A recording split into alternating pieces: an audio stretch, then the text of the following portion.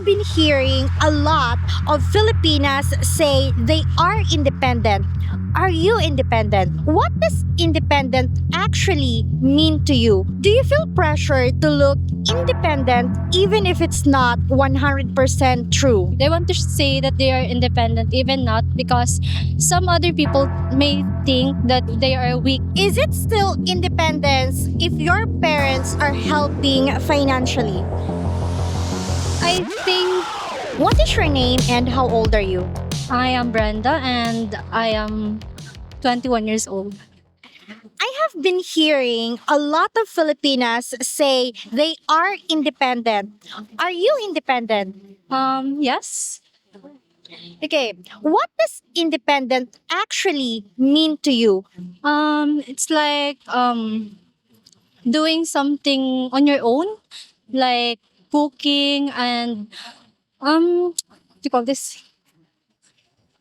And figuring something out on your own. Who really supports you financially? You, your family, or someone else? My brother, he helps me in my financial needs since I am only a student right now. Is it still independence if your brother is helping financially? For me, yes, because he helps me financially, but the other, what you call this, Other things? other things, I figure it out on my own. What's more important to you? Financial independence or being taken care of?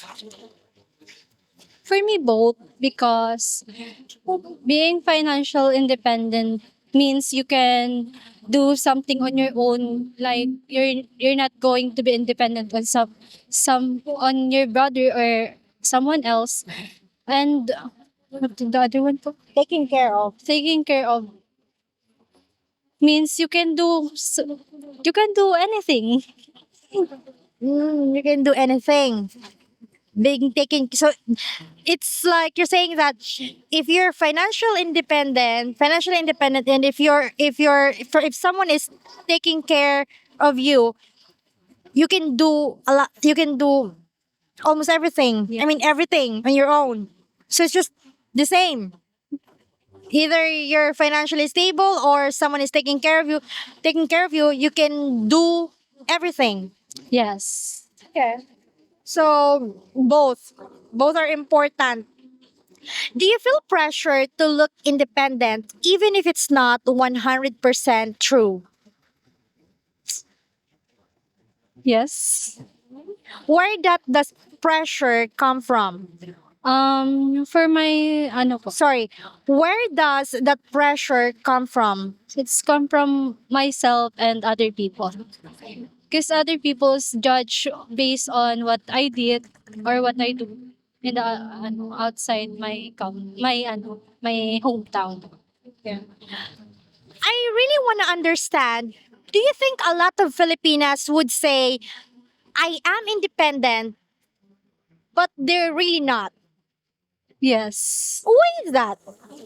Maybe because they think they are independent, but not really in the terms of like me financial, because we are not really um Do you think Filipinos are confused? A lot of them are confused because they say, I'm independent, but deep inside, they're not.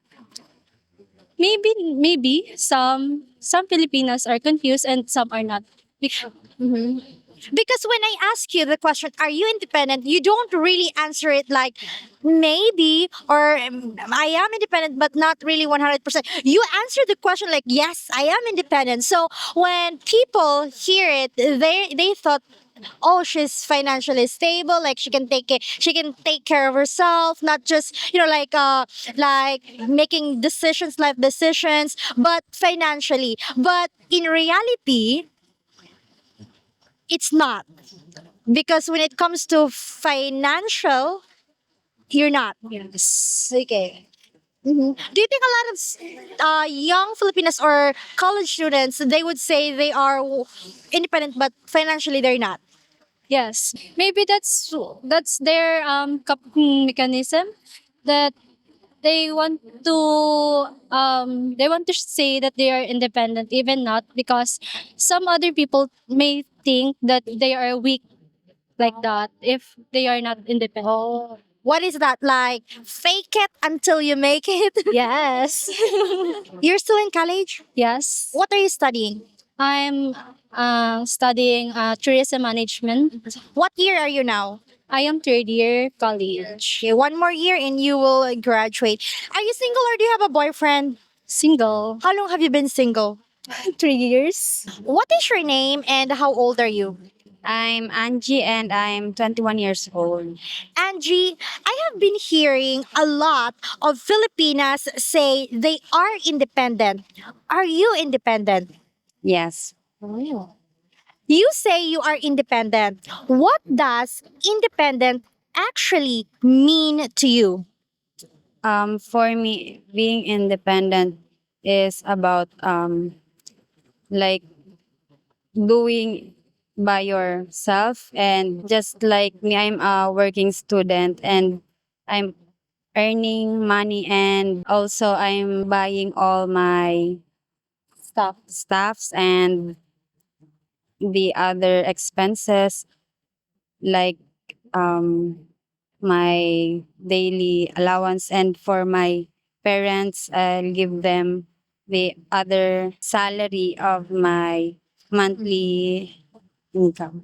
So, in other words, you are financially supporting yourself and your family. Yes. Okay. So, does that mean you don't accept or receive any money or any, financial support from other people? It's all you by yourself. Yes, all by myself. Okay. Okay. What's more important to you? Financial independence or being taken care of? um Financial independent. Since you said you are independent, do you think you still need man in your life? Yes. Okay. I think this is the difference between other women who would say, "Oh, I'm independent. I don't need man." But you still need man. Of Yes, for me, because I need someone who can understand my mood swings. Yeah. I thought you're gonna say to love me, but to understand your mood swings. So it's too much for you to handle. So you need someone to understand. Last question: what is your job, if it's okay? I'm under a government.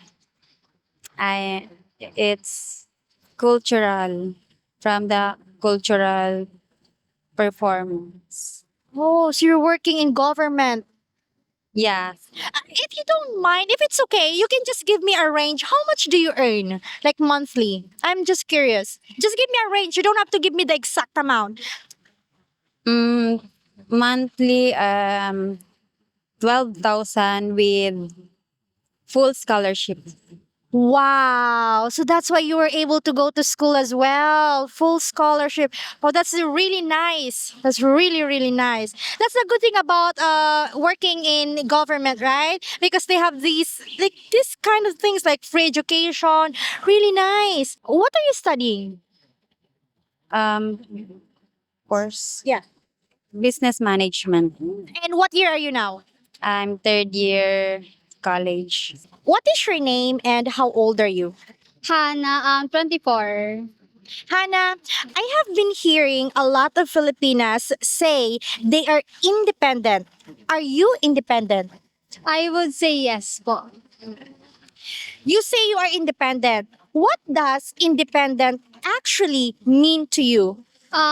Independent is when you able to do things alone. You are confident as you, as a person. Who really supports you financially? You, your family, or someone else? Right now, my family. Is it still independence if your parents are helping financially? I think Yes. Because as a student, I really need support from my family. As right now, Okay, so that means you are dependent to your family, to your parents. yes, financially, yes.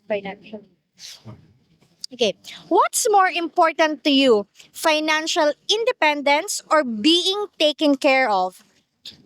Financially independent. Because as going adult, being able to provide myself financially independent, I think that's plus one being a woman, because sometimes there are discrimination being a woman providing herself, parang ganon, like that. Women being discriminated because she could take care of herself. Yes, yes, yes, yes.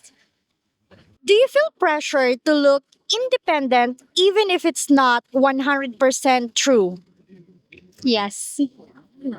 Where does the pressure come from?